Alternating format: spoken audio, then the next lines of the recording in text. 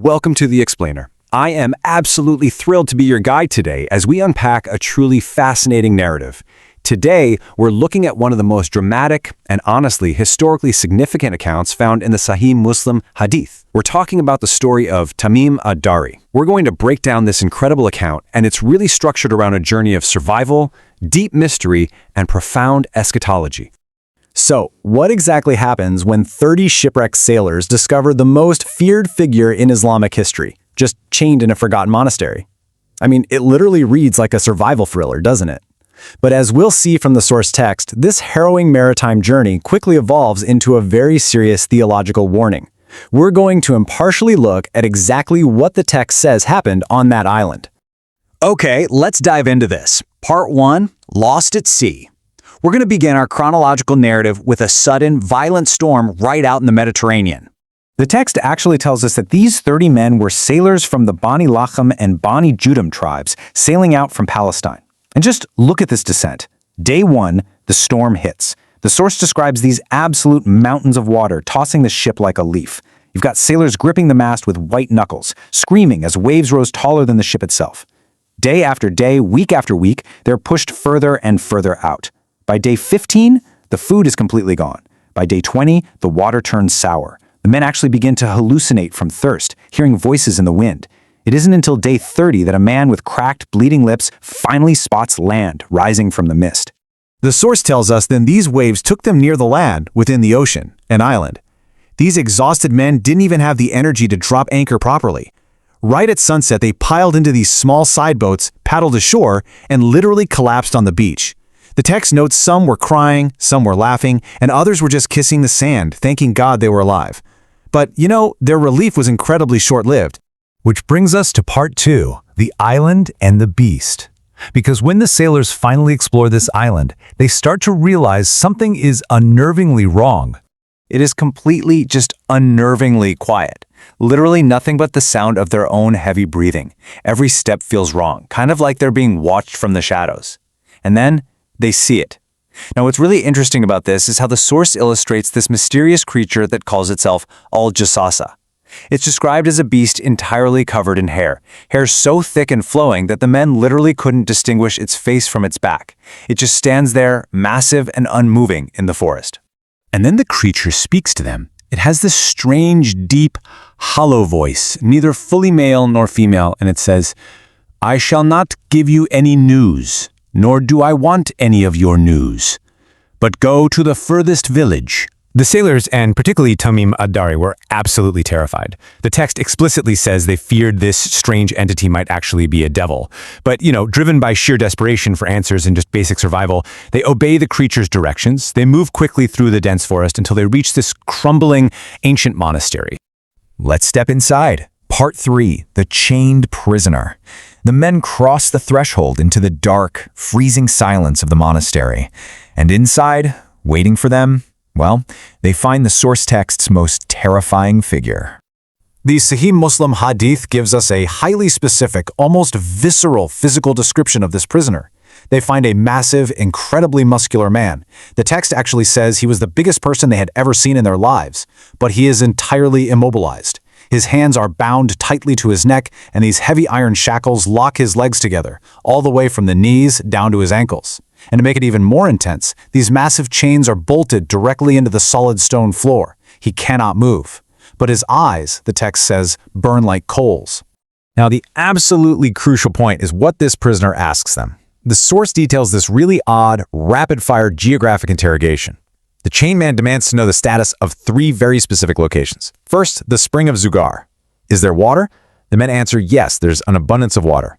Next, the lake of Tabariya. Is there water? Again, yes. Finally, the date palms of Baizan, which are located right between Jordan and Palestine. Do they bear fruit? Yes, they do. But notice the prisoner's ominous predictions here. For the water sources, he closes his eyes and declares they will soon become dry. For the palm trees, his face twists as he states they will soon not bear fruit. And then the interrogation takes a sudden, really sharp turn. The prisoner just completely pivots away from far-off lakes and trees and asks this incredibly climactic question. "Inform me about the prophet of the unlettered people. What has he done?" The men explain that they've heard rumors of this prophet emerging from Mecca and settling in Yathrib. When the prisoner asks if the Arabs fought him, the sailors confirm they did, but that the prophet has overcome them, and the people have submitted to him. Upon hearing that the prophet's people have submitted to him so quickly, the transcript describes the chained man reacting with just violent intensity. He leaps against his chains. He pulls with such force that the iron literally screams. Dust falls from the ceiling, and the entire ancient monastery shakes. He yanks the chains again and again, but they hold. Breathing heavily, he looks right at the terrified men and delivers the explosive reveal. I am Dajjal, the false Messiah, and I would soon be permitted to get out. Let's move to and see how this builds. Part 4. The prophet's confirmation. The sailors somehow manage to escape the island and sail all the way back to Palestine. But the experience deeply haunts Tamim ad-Dari.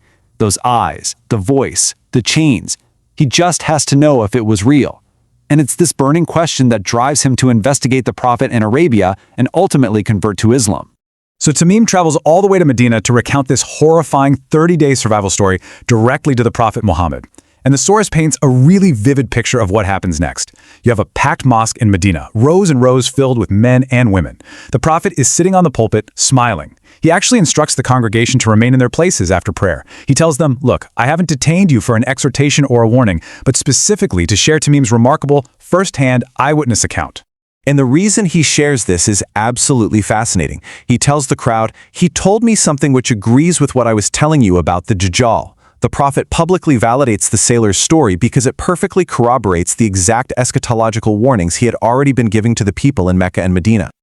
To really emphasize the reality of this narrative, the text notes the prophet actually strikes the pulpit with his staff, stating this implies Taiba, meaning Medina, specifically identifying it as one of the safe zones the Dajjal mentioned he could not enter. Then, as narrated by Fatima bint Qais, the prophet points repeatedly toward the east, declaring with absolute gravity to the silent crowd, "He is in the east, he is in the east, he is in the east." Which brings us to part 5, the ultimate trial. Having covered the historical narrative, we now really need to ground our explainer by summarizing the heavy theological weight and the specific eschatological rules presented in the source transcript regarding this figure. Let's define exactly what this means according to the source material. Ad-Dajjal is the false Messiah. He is considered the greatest trial or fitna that mankind will ever face. The text explains that upon his release, he's going to travel the world literally claiming to be God. However, he has a very distinct physical limitation that believers are specifically warned about. He will be blind in one eye. And the text reminds the faithful that God, the all-seeing, is of course not blind. And this brilliantly illustrates the strict parameters of his eventual release. According to the text, he will be allowed to travel the land, visiting every single town over a period of 40 nights. However, he is absolutely prohibited from entering Mecca and Taiba, which again is Medina. The text explicitly specifies that these safe zones will be actively guarded by angels holding drawn swords, barring his entry at every single passage. So naturally, you might be wondering, how does the text advise believers to actually survive this? Well, the source outlines some very specific spiritual defenses. Surviving this trial requires maintaining strong faith, holding fast to the Quran and the Sunnah, possessing the spiritual clarity to recognize him as a liar, and crucially, actively seeking refuge in Allah from the Dajjal during every single prayer.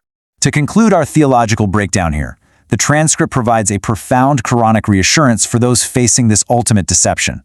From Surah At-Talaq, chapter 65, verse 3. And whoever relies upon Allah, then he is sufficient for him. It's a really powerful reminder within the text that despite the severe magnitude of the trial, divine protection is absolute for those who truly trust in it. Which leaves us with this final, incredibly provocative thought pulled directly from the source material. The chains are still holding, but one day they will break. Will we be ready? Thank you so much for joining me on this deep dive. I really hope this structured look into the Sahih Muslim Hadith helped illuminate this gripping and historically significant narrative for you. Keep learning, keep asking questions, and I'll catch you in the next explainer.